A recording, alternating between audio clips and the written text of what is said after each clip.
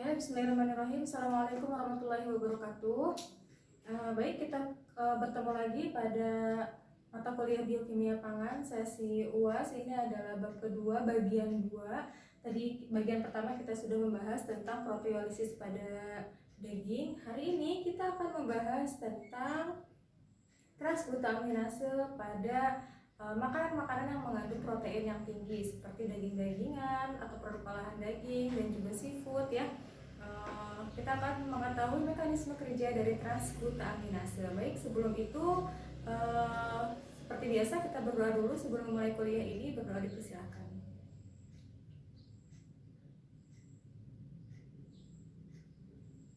Oke, baik. Kita akan langsung memulai tentang materi yang kedua, yaitu tentang transglutaminase atau biasanya disingkat menjadi TGase. Ya.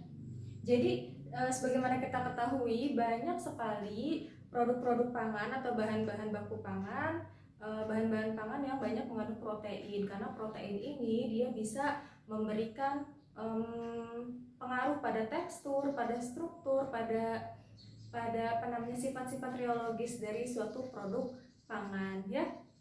Nah, enzim transglutaminase ini adalah enzim yang kerjanya dia bisa mengkatalisis atau mempercepat proses pengikatan antara asam amino yang ada di dalam protein makanan ya.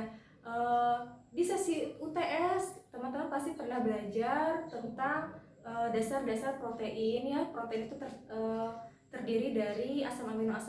Ada 20 asam amino yang sudah teman-teman ketahui.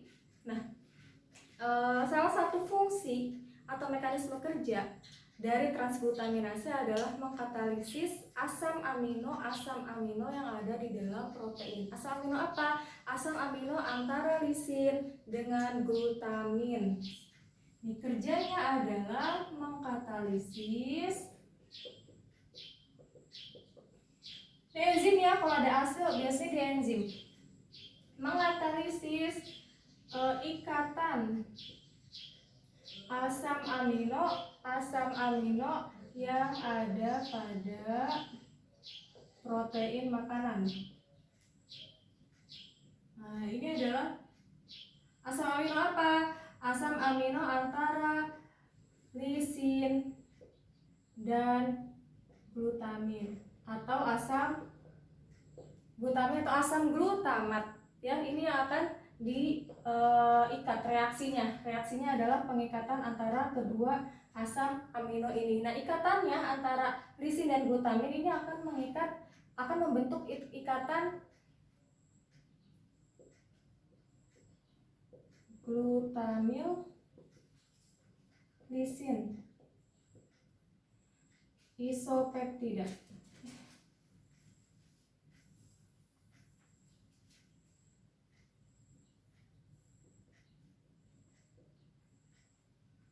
Nah, ya, ini akan membentuk ikatan lisin glutamil atau glutamil lisin isopeptida.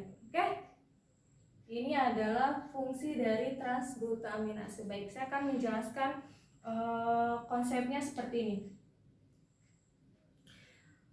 Kalau tadi sebelum pembahasan ini kita ketahui daging yang baru disembelih, hewan yang baru disembelih ya, dagingnya biasanya mengalami rigor mortis atau kekakuan karena itu baru disembelih, masih segar, masih bisa melakukan kontraksi ya, kontraksi otot, lalu setelah itu juga masih ada enzim katepsin yang mampu melonggarkan struktur sehingga masih bisa berikatan dengan air, serat-serat ototnya, dan terjadi empuk kembali ya. Masih kalau ketika segar tuh masih bisa melakukan kontraksi otot dan terjadi empuk kembali. Tetapi kalau misalnya daging ini sudah lama disimpan gitu ya, otomatis dia akan mengalami penurunan reologisnya, sifat-sifat reologisnya akan menurun ya. Jadi sudah tidak kenyal lagi, sudah tidak kental gitu ya, pokoknya produknya sudah tidak empuk gitu ya. Ya sudah tidak kenyal gitu. Nah, enzim transglutaminase ini adalah enzim proteolitik. Nah, ini enzim proteolitik. Apa itu proteolitik? Nah, sebelumnya kita sudah pernah bahas kan, proteolitik itu adalah enzim yang mampu memecah protein. Ya, jadi ketika enzim proteolitik ini masuk ke dalam jaringan otot yang ada di daging, nah dia ini akan mengatalisis pengikatan ini nih, akan mengatalisis pengikatan antara lisin dengan glutamin yang ada di dalam protein makanan, ya. Nah, pengikatan ini akan menyebabkan kondisi daging itu menjadi kenyal kembali. Ya, dia akan menyebabkan kondisi daging empuk kembali dan menjadi kenyal kembali. Dia akan memperbaiki tekstur dari produk-produk olahan daging, misalnya bakso, sosis, tahu. Nah, itu bisa digunakan dengan penambahan transglutaminase. Transglutaminase itu dihasilkan dari mana? Dia bisa dihasilkan dari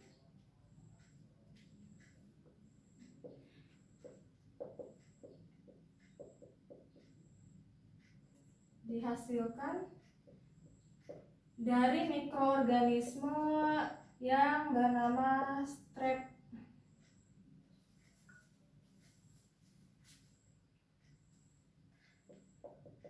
Streptoverticulum mobaranse.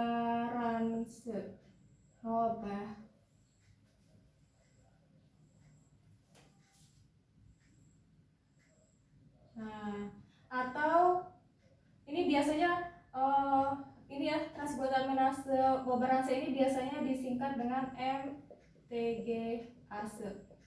Biasanya ini sudah dipakai di produk-produk Ajinomoto. Ajinomoto biasanya menambahkan MTGase.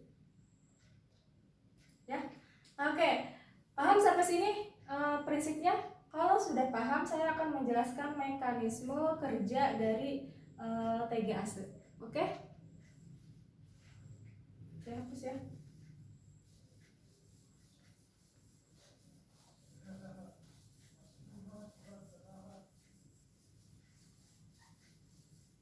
Nulis sendiri, hapus sendiri. Oke, baik. Jadi transglutaminase atau TGase ini tadi mekanisme kerjanya adalah mengkatalisis ikatan antara lisin dengan asam glutamat atau glutamin. Bagaimana cara pengikatannya? Teman-teman pasti sudah belajar tentang struktur protein kan? Bagaimana struktur protein? Ada atom karbon. Atom karbon yang pertama tangannya dia mengikat gugus amina. Ya, yang kedua dia akan mengikat gugus atom hidrogen. Lalu dia juga akan mengikat gugus karboksil. Lalu dia juga akan mengikat gugus R. Ya kan? Begini kan? Gugus R. Nah, kalau gugus glutamin rantainya adalah atom C yang keempat ini, dia akan mengikat gugus R, CH2, CO, terus NH2. Nah, ini adalah glutamin.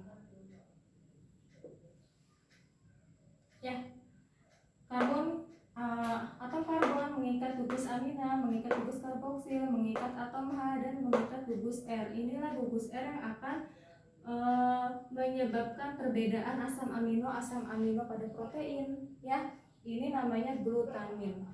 Lalu bagaimana dia mengikat dengan lisin? Lisin bagaimana?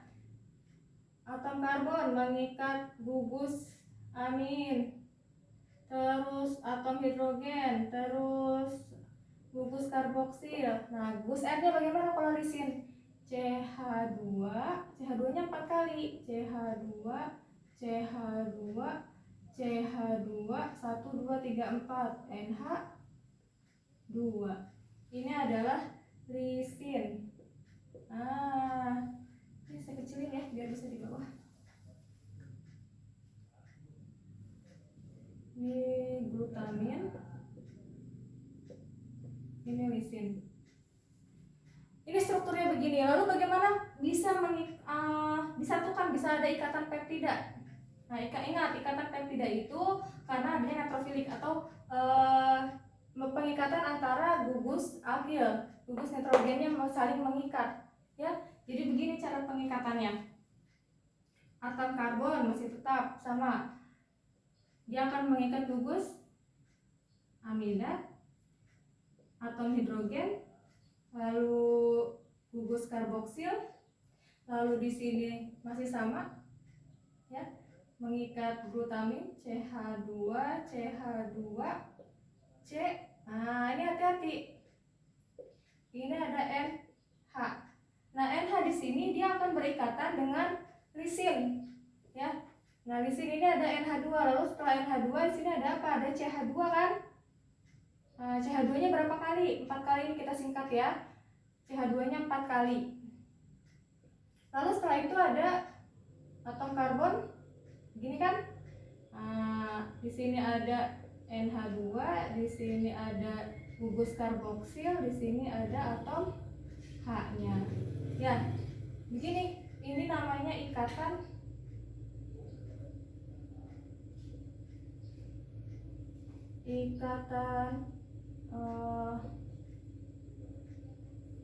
glutamil lisin isopeptida.